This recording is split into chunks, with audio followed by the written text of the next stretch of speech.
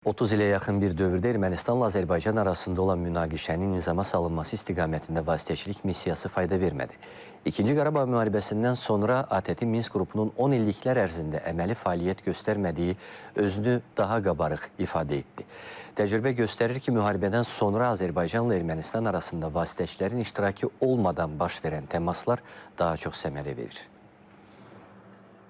Azərbaycan-Ermənistan şərti sərhədində itkin düşən 2 gənc Ermənistan tərəfinə qaytarılıb. Ermənistanın Milli Təhlükəsizlik Xidməti həmin şəxslərin azaraq Azərbaycan ərazisinə keçdiyini bildirib. Bu, Azərbaycanla Ermənistan arasında vasitəçi olmadan həllini tapan növbəti məsələdir. Kəndlərin qaytarılması, sərhədlərin dəqiqləşdirməsi ilə bağlı. O da iki tərəfli qaydada biz bu məsələnin həllinə nail olmuşuq və işlər gedir. Düşünürüm ki, iki tərəfli danışıqlar, hansısa bir hadisə olanda birgə o hadisələri aradan götürmək ən uğurludur və bizim məqsədimiz təkcə sülh yox, qonşuluq siyasəti və normal bir münasibətin qurulmasıdır. Azərbaycanla Ermənistanın vasitəçisiz danışıqları effektiv olduğu halda, üçüncü tərəflər hələ də prosesdə iştirak etməyə çalışır. Lakin münaqişə dövründə ATƏT Minsk qrupu və digər bənzər institutların fəaliyyəti problemlərin həllinə maneə idi. Digər tərəfdə müxtəlif dövrlərdə şərti sərhəddə üçüncü ölkələrin iştirakı insidentlərin artması ilə nəticələnir. Bu məsələdə Fransa da öz maraqlarını güdür.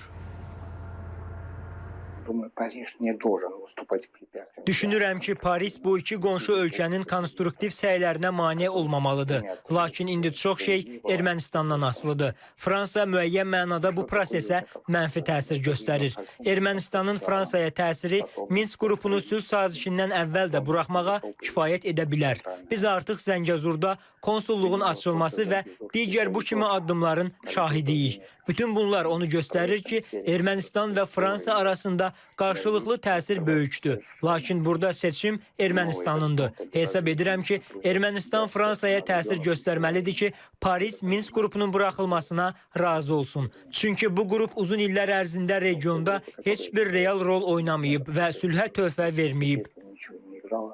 Bütün bunların fonunda Nikol Paşinyan Qurban Bayramı ilə əlaqədar Azərbaycan dövlətini və xalqını təbrik edib. Ekspertlər hesab edir ki, Ermənistan rəhbərliyi artıq yeni reallıqlara uyğun davranmağa məcburdur. Lakin sülhlə bağlı addımlar yalnız təbriklə yekunlaşmamalıdır. Həllini gözləyən əsas məsələlər var.